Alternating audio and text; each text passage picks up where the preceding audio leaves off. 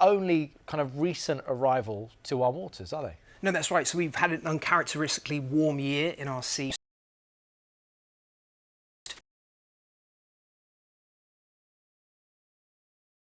Feed on octopus and cuttlefish and squid, and Portuguese man-o-war in the last couple of weeks have been rocking up in really unusual numbers. Look at that. So this is swimming alongside. It kind of looks like a floating purple and blue Cornish pasty, and that is the most venomous animal in our waters.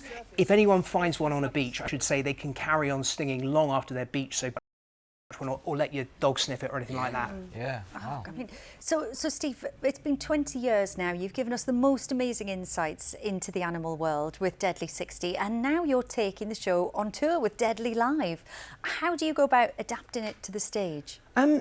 It's pretty scary. I mean, what I'm kind of aiming to do is sort of create a kind of deadly wildlife panto cross with a TED talk, and so I can kind of like go from, you know, talking about anatomy and physiology and evolution, and then cut to being sprayed from head to toe in dinosaur poo, and then go back to talking about serious science, and then there'll be some more slapstick and stage science and explosions and bloopers and things that go wrong and all that sort of stuff. But trying to, I mean, this is something I should be asking you really, Graham, trying to fill an arena, trying to entertain thousands of people at one time is something that I've not had to do before, and it's pretty intimidating. You have, Graham, because you brought your chat show to the O2, so... I did, and then earlier this year I toured Australia and I was playing kind of big venues, and I always thought, you know, the screens, yeah, oh, they're terrible, you know, you don't want to be, you want the audience to be near you, but actually the screens are great.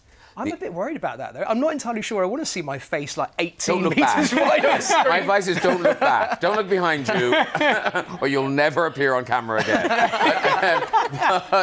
But actually, it's great for the audience connecting with you and seeing every little bit. So don't worry about filling the arena. The screens do it for you. It's great. Yeah.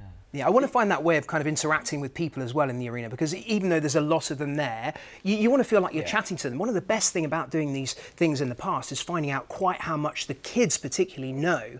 So when I first started off doing live shows, I'd sort of like say, "What's this?" pointing to a picture of a giraffe, and you can hear all the kids going, "Come on, you can do better than that." And now I'll be asking quite sophisticated scientific topic questions, or even really obscure animals, and you've got 1,000 voices shouting back, "It's the ampullae of Lorenzini!" And it's amazing. What I'm finding a little bit with this, Steve, is I feel like, are you more nervous about this than you are coming face to face with a shark, as we said? There's no comparison. There's no comparison. I mean, the sharks and the snakes and things, I've been doing that for 30 years. That's my happy place. That's where I feel confident. And being in a situation where, I mean, not only have you got all these thousands of people, but knowing that they've come there to be entertained. And I'm not a raconteur. I'm not someone who is there to crack jokes, and that's not my happy place. But I need to make it so over the next month. They've come to see you. They've come to see you. That's why they'll be there. Exactly. You've got so many fans, and like you say, over such a long time period, 30 years. But I know that your sense of adventure goes further back than that, to family holidays when you were growing up. Yeah, I'm very lucky in that my mum and dad both chose to work for the airlines, so they could take my sister and I travelling all over the world.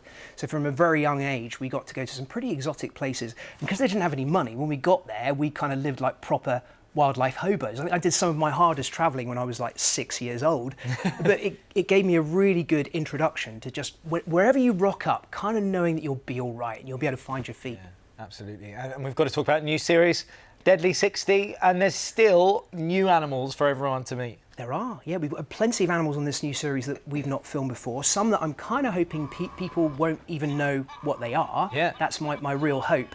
And particularly underwater. So this here is the hairy frogfish. I'm not making this up. This is absolutely what it's called. It's about the size of a kind of soft tangerine. It's got this incredible lure that it uses to attract fish to swim towards its mouth. And then the fastest striking fish in the world. So fast it's over in an instant. If you didn't film it in super high speed, you wouldn't be able to see it, but it can swallow things that are bigger than its own head, just kind of completely opening up like a massive vacuum cleaner and sucking them in. And it had this little enticing shrimp that it hangs in front of its head to get things to swim over, and then it just, bam, nails them. It's awesome. I didn't even know that fish could be hairy. I am blown away. Every time you come on the show, I leave like this. Deadly Live starts Friday 24th of October in Newcastle and travels across the UK. Tickets are available now. Plus, you can catch Steve in the latest series of Deadly 60 on CBBC and BBC iPlayer. Yeah. Well, look, that is it for tonight. A massive thank you to all of our guests. Some wonderful questions as well going across. I never thought we'd hear a question about jellyfish with octopus eating everything. Yeah, it was good.